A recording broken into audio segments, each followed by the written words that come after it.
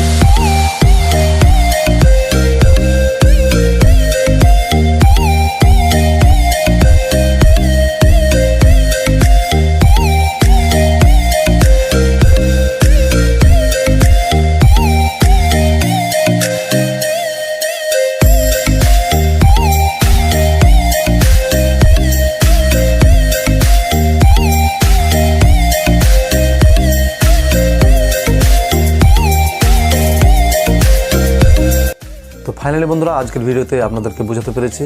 তো আজকের ভিডিও এই পর্যন্ত, পরের ভিডিওতে আবার আসবো।